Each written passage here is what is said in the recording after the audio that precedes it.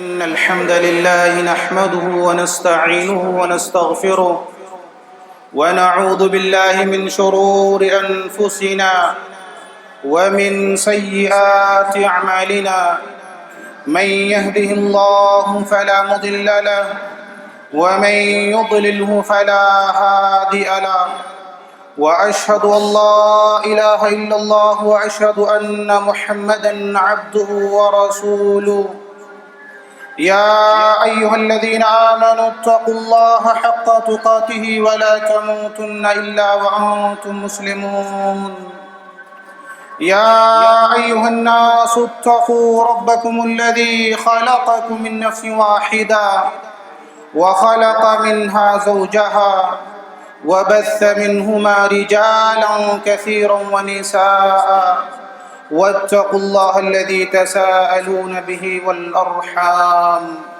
إن الله كان عليكم رقيبا يا أيها الذين آمنوا اتقوا الله وقولوا قولا سديدا يصلح لكم أعمالكم ويغفر لكم ذنوبكم ومن يطع الله ورسوله فقد فاز فوزا عظيما أما بعد فإن خير الحديث كتاب الله وخير الهدي هدي محمد صلى الله عليه وسلم وشر الأمور محدثاتها وكل محدثة بدعة وكل بدعة ضلالة وكل ضلالة في النار فأعوذ بالله السميع العليم من الشيطان الرجيم بسم الله الرحمن الرحيم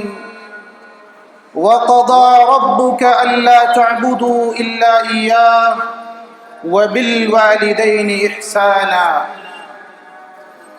معزز حاضرین، ہر قسم کی حمد و ثنا، بڑائی و کبریائی اللہ وحدہ لا شریک کے لیے لائق و زیبا ہے۔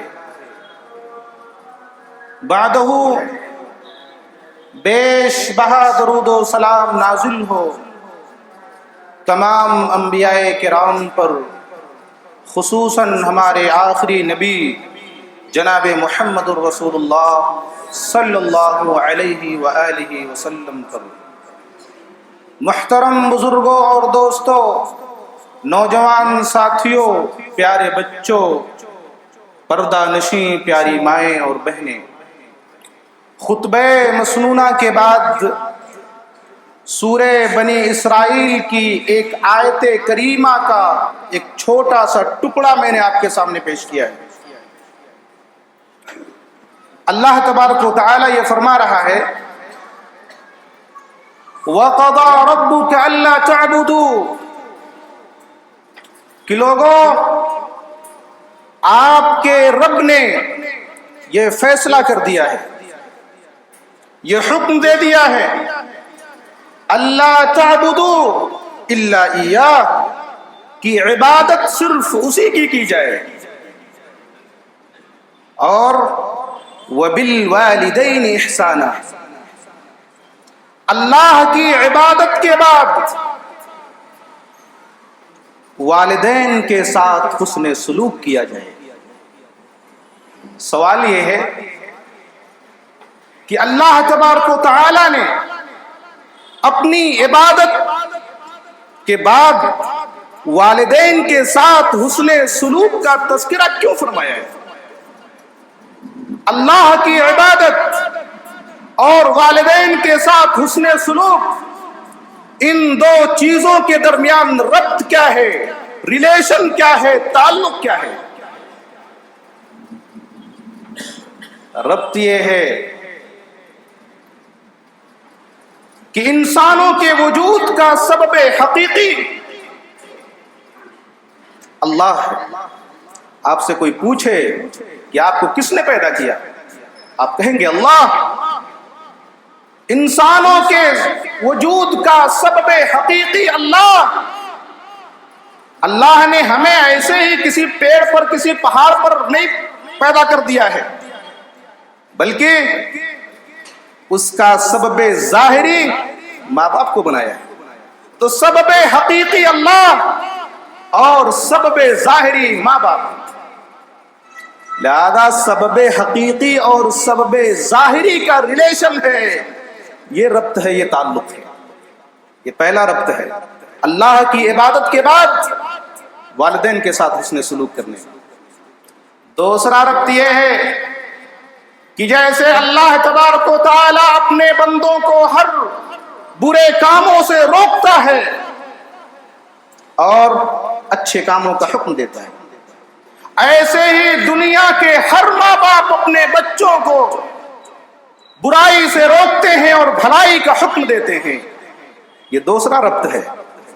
اور تیسرا تعلق یہ ہے کہ جیسے اللہ تبارک و تعالی اپنے بندوں کے اوپر انعامات کی، احسانات کی، نوازشات کی بارش کرتا ہے اور اس کا عوض نہیں مانگتا، ایسے ہی دنیا کے ہر ماں باپ اپنے بچوں کے اوپر احسانات پر احسانات کرتے رہتے ہیں، اس کا عوض، اس کا بدلہ نہیں مانگتے. یہ تیسرا ربط ہے. اور چوتھا ربط یہ ہے کہ جیسے اللہ تبارک و تعالی اپنے بندوں کے اوپر احسانات پر احسانات کرتے رہتا ہے اور اکتاتا نہیں ہے، تھکتا نہیں اللہ، ایسے ہی دنیا کے ہر ماں باپ اپنے بچوں کے اوپر احسانات پر احسانات کرتے رہتے ہیں اور تھکتے نہیں ہیں، اکتاتے نہیں ہیں. یہ تعلق ہے. وَقَضَى رَبُّكَ أَلَّا تَعْبُدُوا إِلَّا إِيَّاهُ وَبِالْوَالِدَيْنِ إِحْسَانًا. اللہ کی عبادت کے ساتھ والدین کے ساتھ حسن سلوک کا جو تذکرہ ہے، یہ تعلق، یہ ریلیشن ہے. اللہ یہ رب اکبر ہے تو والدین یہ رب اصغر ہے. یاد کر لیجیے آپ، یہ اللہ تبارک و تعالیٰ کا فرمان ہے. اور جہاں تک رسول اللہ صلی اللہ علیہ وسلم نے بھی اپنی حدیث کے اندر اللہ کی عبادت کے ساتھ ساتھ والدین کے ساتھ حسن سلوک کا تذکرہ کیا ہے. حضرت عبداللہ ابن مسعود رضی اللہ تعالیٰ عنہ فرماتے ہیں، سألت رسول اللہ صلی اللہ علیہ وسلم ای العمل افضل قال الصلاة على ميقاته قلت ثم ای قال ثم بر الوالدین قلت ثم ای قال الجهاد في سبيل الله فسكت عن رسول الله صلى الله عليه وسلم ولو استزدته لزادني. رواه البخاری في کتاب الجهاد. حضرت امام بخاری رحمہ اللہ اس حدیث کو بخاری شریف کتاب الجہاد کے اندر لے کر کے آئے. حضرت عبداللہ ابن مسعود فرماتے ہیں کہ میں نے رسول اللہ صلی اللہ علیہ وسلم سے سوال کیا کہ اللہ کے رسول صلی اللہ علیہ وسلم سب سے افضل عمل کون سا ہے؟ تو آپ نے فرمایا الصلاۃ علی میقاتہ، نماز کو اس کے مقررہ وقت پر ادا کرنا. اس تعلق سے کوئی کمنٹ، کوئی تبصرہ نہیں کرنا چاہتا میں. لوگ کام کاج میں مشغول رہتے ہیں، نماز کا وقت ہو گیا مسجد نہیں آتے. اکثریت تو نماز پڑھتی ہی نہیں ہے، اور جو لوگ پڑھتے ہیں وہ وقت سے تاخیر کر کے جب ان کو فرصت ملتی ہے، کام کاج سے چھٹی ملتی ہے تو نماز پڑھتے ہیں. رسول اللہ فرما رہے سب سے افضل عمل الصلاۃ علی میقاتہ، نماز کو اس کے وقت مقررہ پر ادا کرنا، یہ سب سے افضل عمل ہے.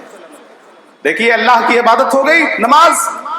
اب اس کے بعد عبداللہ بن مسعود کہہ رہے ہیں پھر میں نے پوچھا اللہ کے رسول اس کے بعد کون سا عمل سب سے افضل ہے؟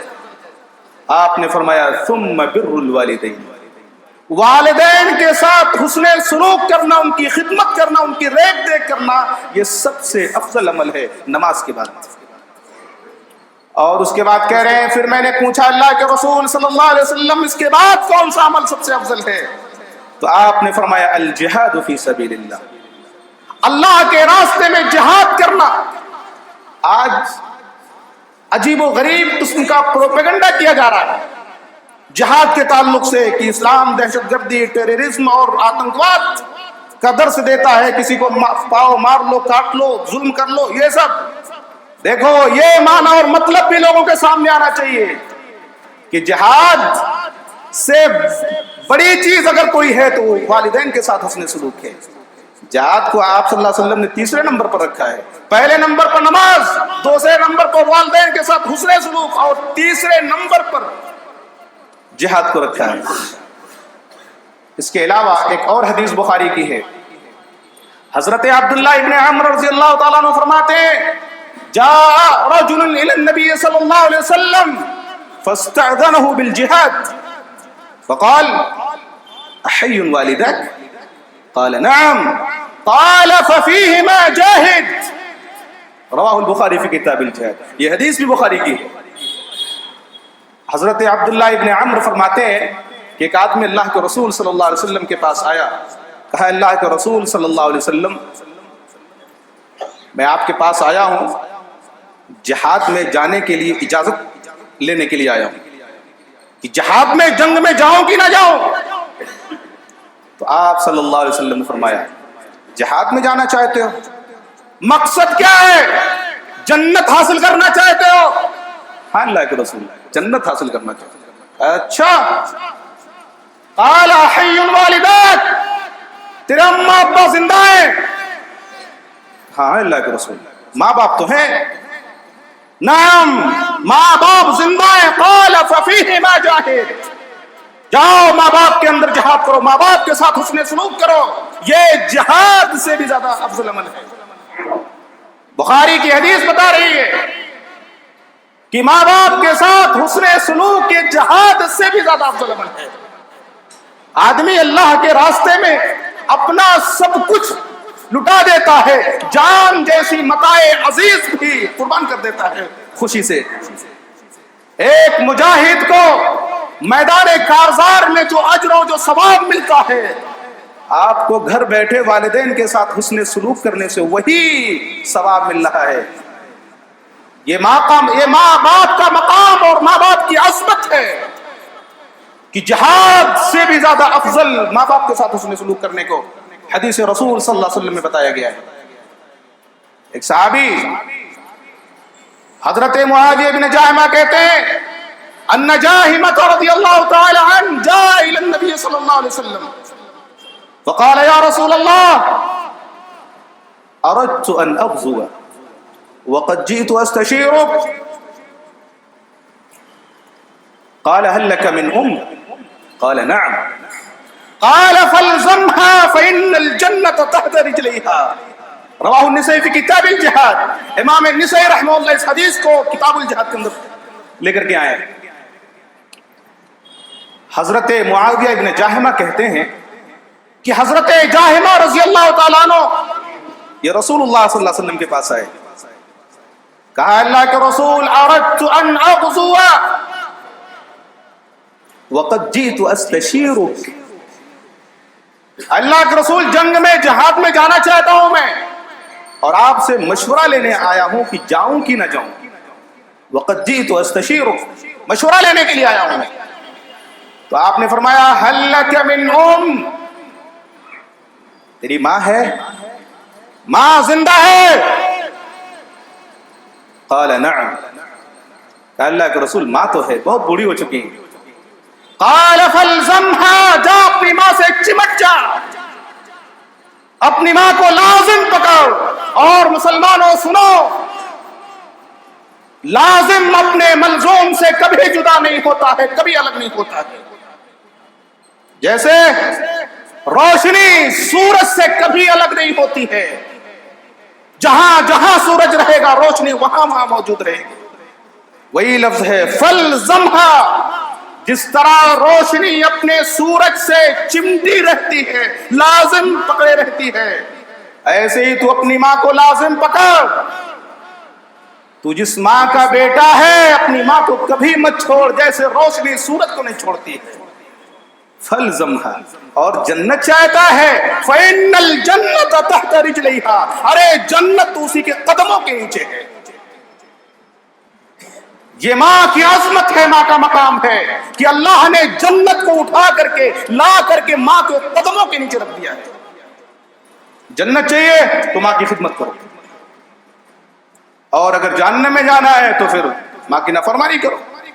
اور ایک حدیث تو بالکل واضح ہے حضرت ابو امامہ باہلی رضی اللہ تعالیٰ عنہ فرماتے ہیں ان رجلا قال یا رسول اللہ صلی اللہ علیہ وسلم ما حق الوالدین علی ولدہما قال ہما جنتک ونارک. رواہ ابن ماجہ فی کتاب المفرد فی کتاب الادب. امام ابن ماجہ رحمہ اللہ اس حدیث کو کتاب الادب کے اندر لے کر کے آئے ہیں. حضرت ابو امامہ باہلی رضی اللہ تعالیٰ عنہ فرماتے ہیں کہ ایک آدمی اللہ کے رسول صلی اللہ علیہ وسلم کے پاس آیا. کہا اللہ کے رسول صلی اللہ علیہ وسلم یہ بتائیں ما حق الوالدین علی ولدہما، لڑکوں کے اوپر لڑکیوں کے اوپر ان کے والدین کے کیا کیا حقوق ہیں. جس طرح ماں باپ کے اوپر حق ہوتے ہیں کہ بچوں کو تربیت کرتے ہیں، کھلاتے ہیں، پلاتے ہیں، پہناتے ہیں، بڑا کرتے ہیں، شادی بیاہ کرتے ہیں، ایسے ہی بچوں اور بچیوں کے اوپر ماں باپ کے کیا حقوق ہیں. تو آپ نے حق نہیں بیان فرمایا، نہ آپ نے نہیں کہا کہ یہ حق ہے، یہ حق ہے، یہ حق ہے. ارے تم حق ادا کر سکتے ہو ماں باپ کا. اپنے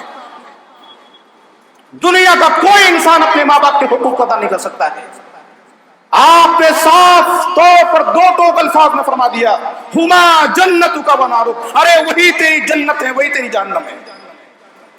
یہ رسول اللہ صلی اللہ علیہ وسلم کا ارشاد علی، وہی تمہاری جنت.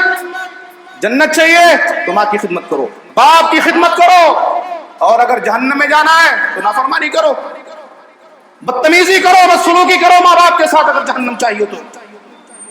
یہ رسول اللہ صلی اللہ علیہ وسلم کا دو ٹوک ارشاد ہے ہما جنتک ونارک، وہی تمہاری جنت ہے، وہی تمہاری جہنم ہے.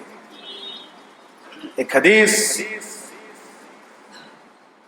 اللہ کے رسول صلی اللہ علیہ وسلم کے پاس ایک صحابی آئے اور کہا اللہ کے رسول انی اصبت ذنبا عظیما، میں نے ایک بہت بڑا گناہ کر لیا ہے، ذنب عظیم کا مرتکب ہو گیا ہوں میں. فہل لی من توبہ، اللہ کے رسول مجھے توبہ سکھا دیجیے، میں توبہ کر لوں اپنے اس گناہ سے. تو آپ صلی اللہ علیہ وسلم نے توبہ نہیں سکھائی، فرمایا ہل لک من اماں ہے. اللہ کے رسول اماں تو نہیں ہے، اماں جا چکی ہے، گزر چکی ہے وہ. قال هل لك من خالہ، اماں نہیں ہے، اماں کی بہن خالہ زندہ ہے. کہ اللہ کے رسول خالہ تو ہیں. قال برها، جا اپنی اسی خالہ کے ساتھ حسن سلوک کر، اس کی خدمت کر، اس کی ریکھ دیکھ کر. اللہ تبارک و تعالی خالہ کے ساتھ حسن سلوک کرنے سے تیرے اس عظیم گناہ کو، اس گناہ کبیرہ کو معاف کر دے گا. اب اندازہ کیجئے کہ جب ماں کی بہن خالہ کے ساتھ حسن سلوک کرنے سے آدمی کے ذنب عظیم گناہ کبیرہ معاف ہو سکتے ہیں، تو حقیقی ماں کے ساتھ حسن سلوک کرنے اور ان کی خدمت کرنے کے سے آدمی کے گناہ معاف نہیں ہوں گے. اور یہی وجہ ہے رسول اللہ صلی اللہ علیہ وسلم نے ارشاد فرمایا رضا الرب فی رضا الوالد وسخط الرب فی سخط الوالد. رب کی خوشی ماں باپ کی خوشی میں ہے، باپ کی خوشی میں ہے، اور رب کی ناراضگی باپ کی ناراضگی میں. باپ اگر ناخوش ہے، باپ اگر آپ سے خوش نہیں ہے تو پڑھ لو جتنی نمازیں چاہو، کوئی فائدہ نہیں. ماں خوش نہیں ہے تو عمرے پہ عمرہ کرتے چلے جاؤ، حج پہ حج کرتے چلے جاؤ، کوئی فائدہ نہیں. اللہ ناخوش ہے، ماں ناخوش ہے، کوئی قبول نہیں ہوگا. رضا الرب فی رضا الوالد، حدیث کہہ رہی ہے اللہ کی خوشی باپ کی خوشی میں ہے. باپ ناراض رہے گا تو اللہ ناراض رہے گا، پھر آپ کے عمل کا فائدہ کیا ہے؟ باپ کی اتنی قربانیاں ہوتی ہیں، بچہ بیمار پڑ جائے، باپ اگر اپنے آپ کو بیچنا بھی پڑے تو بیچنے سے باز نہیں آئے گا، اپنے آپ کو گروی بھی رکھنا پڑے تو گروی رکھنے سے نہیں چوکے گا باپ. رات میں بچہ بیمار ہو گیا، باپ کے پاس پیسے نہیں ہیں، माँ को भी नींद नहीं आती है, बाप को भी नींद नहीं आती है, और बाप की जिम्मेदारी तो बाहर की जिम्मेदारी है, इधर दौड़ता है उधर भागता है, इस डॉक्टर के पास जाता है, उस डॉक्टर के पास जाता है, इस सेठ के पास जाता है, उस सेठ के पास। हुजूर मेरे बच्चे की तबीयत खराब हो गई है, पैसे नहीं है, कुछ पैसे का इंतजाम कर दीजिए, कुछ कर्ज दे दीजिए, मेरे बच्चे का इलाज हो जाए, मेरा बच्चा ठीक हो जाए। और यही बच्चा जब जवान हो जाता है तो अपने माँ बाप की उन्हीं कुर्बानियों को फरामोश कर देता है।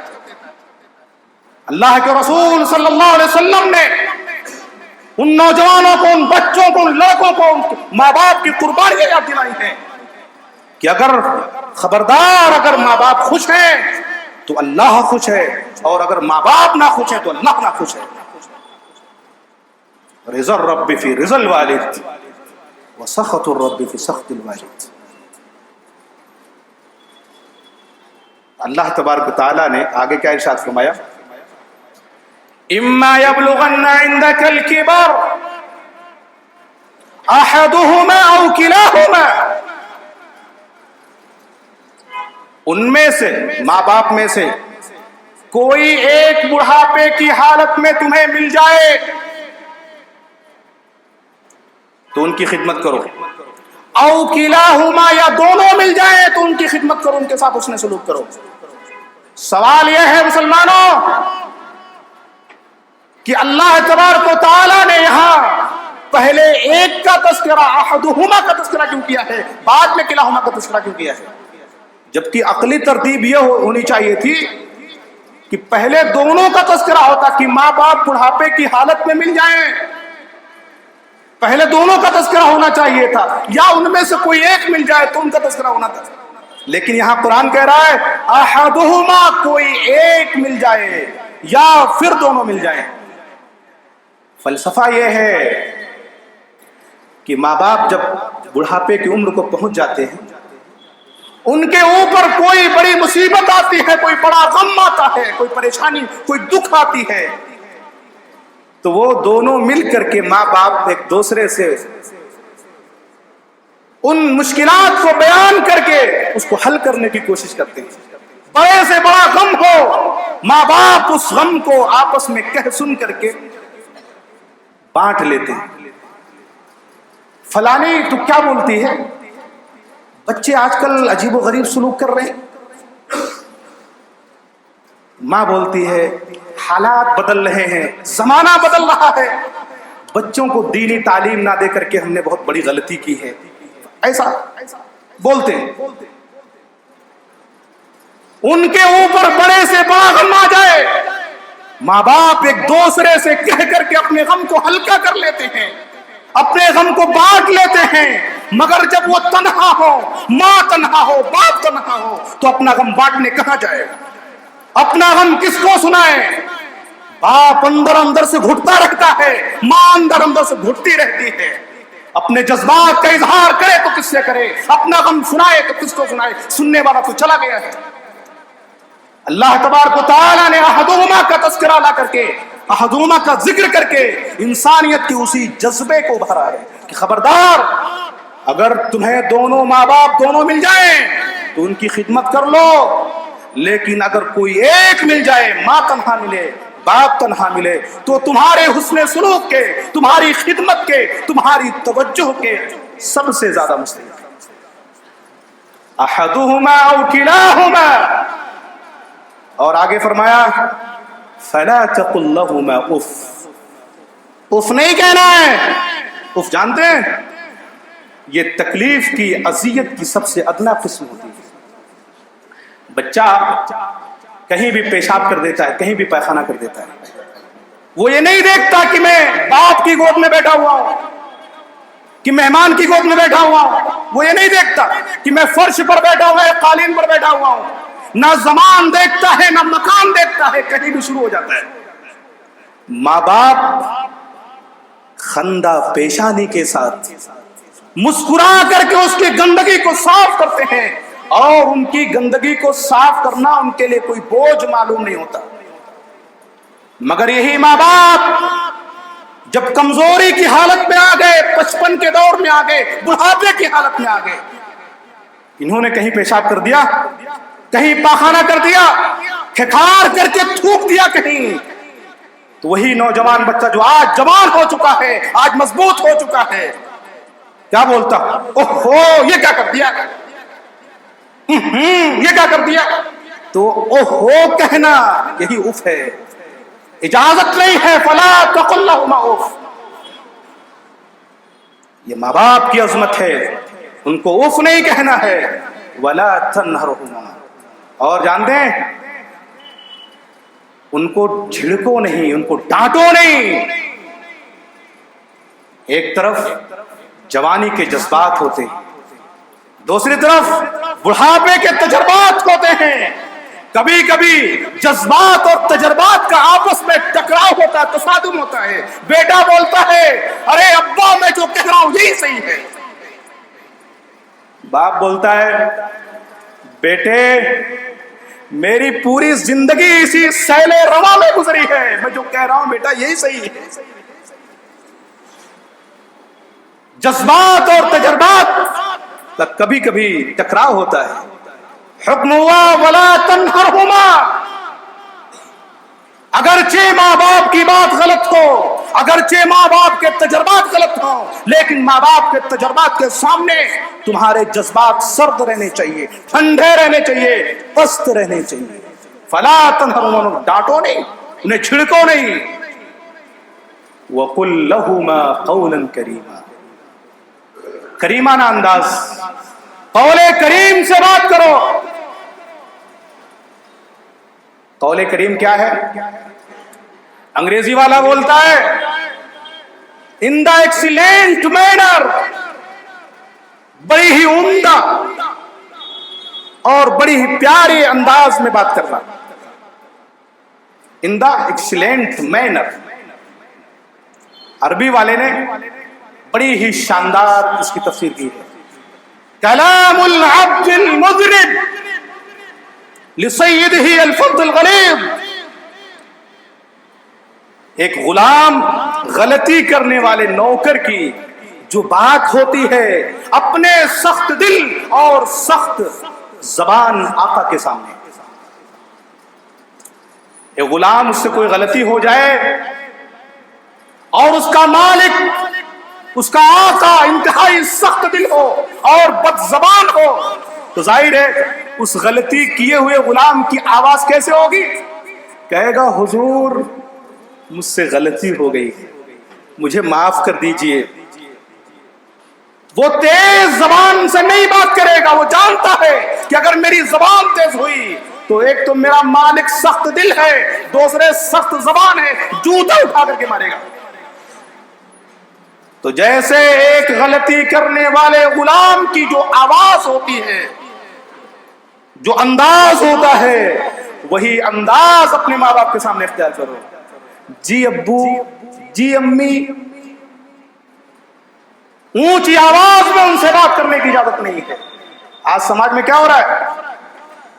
جھڑک دیتے ہیں لوگ، کتنے والدین رونے پر مجبور ہو جاتے ہیں، آنسو نکلتے ہیں ان کی آنکھوں سے۔ بچے اتنا زیادہ والدین کو تکلیف پہنچا رہے ہیں۔ مسلم سماج ہے، جس قرآن نے، جس رسول نے اتنی ہدایات دی ہیں، وَقُلْ لَهُمَا قَوْلًا كَرِيمًا، اور آگے اللہ نے فرمایا وَاخْفِضْ لَهُمَا جَنَاحَ الذُّلِّ، ذلت کا، رحمت کا، شفقت کا بازو ان کے سامنے بچھا کے رکھو۔ کیسے؟ مرغی کو دیکھا آپ نے؟ مرغی دانے چنتے رہتی ہے، اس کے ارد گرد اس کے بہت سارے چوزے، چکس وہ بھی چنتے رہتے ہیں۔ جیسے ہی مرغی کو یہ خطرہ محسوس ہوتا ہے کہ میری دشمن چیل یا کوا کوئی حملہ کرنے والا ہے، وہ اپنی زبان سے ایک قسم کی آواز نکالتی ہے، اس کے سارے چوزے اس کے قریب آ جاتے ہیں اور وہ اپنے پیروں کو، اپنے پروں کو پھیلا دیتی ہے، سارے بچوں کو اپنے پروں کے اندر سمیٹ لیتی ہے۔ وَاخْفِضْ لَهُمَا جَنَاحَ الذُّلِّ، جناح کا مطلب پر، وہی لفظ استعمال ہوا ہے کہ ایسے ہی ذلت کے بازو کو نہایت ہی ادب و احترام کے ساتھ ایسے، جی ابو، ایسے کرنا ہے. سمجھ رہے ہیں؟ یہ انداز ہے قرآن کریم کا. وَخْفِضْ لَهُمَا جَنَاحَ الذُّلِّ.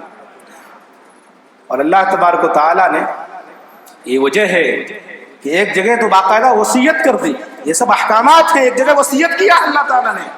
وَوَصَّيْنَا الْإِنسَانَ بِوَالِدَيْهِ إِحْسَانًا حَمَلَتْهُ أُمُّهُ كُرْهًا وَوَضَعَتْهُ كُرْهًا وَحَمْلُهُ وَفِصَالُهُ 30 شهرا. کہ انسانوں ہم نے تمہیں وصیت کر دی ہے. انسان اگر وصیت کر دے تو اس کا ادا کرنا, اس کا پورا کرنا واجب ہوتا ہے, اگر وہ جائز وصیت ہوتی ہے تو. اللہ وصیت کر رہا ہے, وَوَصَّيْنَا الْإِنسَانَ, اے انسانوں ہم نے تمہیں وصیت کر دی ہے بِوَالِدَيْهِ إِحْسَانًا, کہ اپنے والدین کے ساتھ احسان کرو, حسن سلوک کرو, خدمت کرو. اور کیوں کریں؟ اللہ تبارک و تعالیٰ نے عقلی دلیل دی ہے, جذبات کو اپیل کرنے والی دلیل دی ہے. مسلمانوں غور سے سنو, جذبات کو, دل کو ڈائریکٹ, دل کو ٹچ کرتا ہے قرآن. اللہ نے فرمایا حملتہ امہ کرہا. ارے تم نہیں دیکھتے, تمہارے پاس عقل و دماغ نہیں ہے, تمہارے پاس آنکھیں نہیں ہیں. حملتہ, حملہ کا مطلب اٹھانا. کتنے مہینے اٹھاتی ہے تمہاری ماں؟ 9 مہینے. ایک بات بولوں, آپ سے اگر یہ کہا جائے کہ پاؤ بھر کی چیز یا آدھے پاؤ کی چیز, 250 گرام 200 گرام چیز اپنے ہاتھ میں رکھ کر کے ایسے ہی ایک ہی پوزیشن میں اٹھائے رکھیے, کتنی دیر تک اٹھا سکتے ہیں آپ؟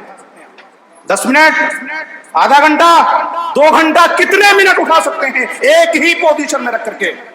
2 گھنٹے کے بعد آپ کے ہاتھ شل ہو جائیں گے, آپ کے ہاتھ میں جان نہیں رہ جائے گی. 9 مہینے اٹھاتی ہے وہ. حملتہ امہ کرہا, تھک تھک کر کے اٹھاتی ہے وہ. اور بچہ جوان ہو جاتا ہے تو ماں باپ کی انہی قربانیوں کو فراموش کر دیتا ہے. اللہ نے عقلی طور پر جذبات کو اپیل کرنے والی دلیل دی ہے کہ تم پاؤ بھر کی چیز 2 گھنٹے 3 گھنٹے 4 گھنٹے نہیں اٹھا سکتے ایک ہی پوزیشن میں رکھ کر کے. 9 مہینے وہ تمہیں پیٹ میں رکھ کر کے اٹھاتی ہے, تھک تھک کر کے اٹھاتی ہے. اور تم یہ جو پاؤ بھر کی چیز اٹھاؤ گے تو خوشی سے اٹھاؤ گے کہ ناخوشی سے اٹھاؤ گے؟